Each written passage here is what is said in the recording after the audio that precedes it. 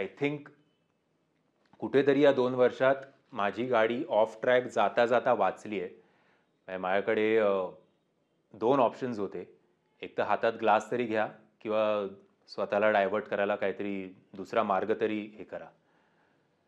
आणि खास करून त्यावेळेला मी एक बॉबी देओलचा किस्सा ऐकला होता. म्हणजे बॉबी देओल स्वतः बोलला होता ते करण जोहरच्या शोवर, की 4 वर्ष त्याच्याकडे काम नव्हतं. तेव्हा मग तो अल्कोहोलिक झाला होता एक्सेट्रा, एक्सेट्रा. रोनित रॉयसुद्धा त्याच शोवर बोलले होते, की 7 वर्ष त्यांच्याकडे काम नव्हतं. ते आमिर खानचा बॉडीगार्ड म्हणून पण लगानमध्ये होते. वडापाव खाऊन ते दिवस काढत होते. मग एक फेज त्यांच्या आयुष्यात अशी आली, की वडापाव नाही मिळाला तरी चालेल, पण मला दारू पाहिजे रात्री झोपायच्या आधी. अलीकडेच आत्ता या आठवड्याभरात एक मराठी कलाकारांनी सुद्धा असंच त्यांनी पॉडकास्टमध्ये सांगितलं का कुठे सांगितलं मला माहिती नाही, जे आत्ताचे सुपरस्टार आहेत.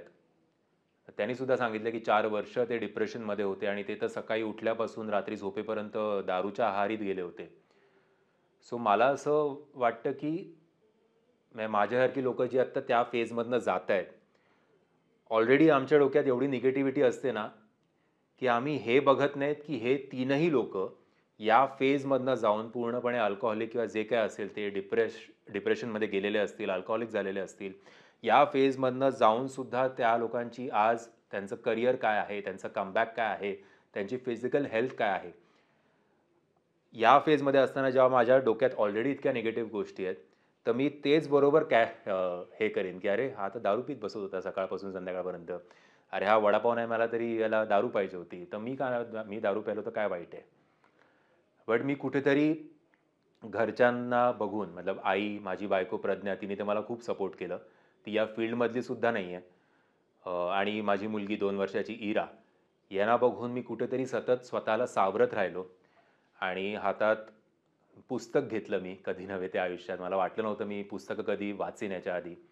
सगळ्यात पहिलं मी जे पुस्तक वाचलं ते आपल्या छत्रपती शिवाजी महाराजांवर आधारित रणजित देसाई साहेबांनी लिहिलेलं श्रीमान योगी ते पुस्तक.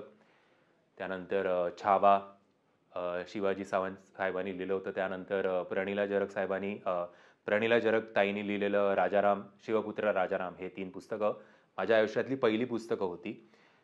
ही 3 पुस्तकं वाचल्यानंतर शिवाजी महाराजांचं आयुष्य, संभाजी महाराजांचं आयुष्य, राजाराम महाराजांचं आयुष्य वाचल्यानंतर असं वाटलं, आपण उगाच स्वतःला दुःख कुरवाळत बसतो का स्वतःचं, किंवा आपल्याला कुठनं तरी सिंपती मिळावी म्हणून आपण मी खूप डिप्रेशनमध्ये आहे, माझ्यावर खूप निगेटिव्ह थॉट्स येत आहेत, माझ्या घरच्यांनी मला सांभाळून घ्यावं म्हणून आपण हे स्वतःला बोलतो का?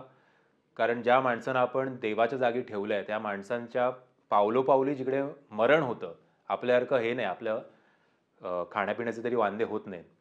बट या माणसांच्या आयुष्यात मरण होतं तरीसुद्धा हे माणसं कधी खचली नाहीत.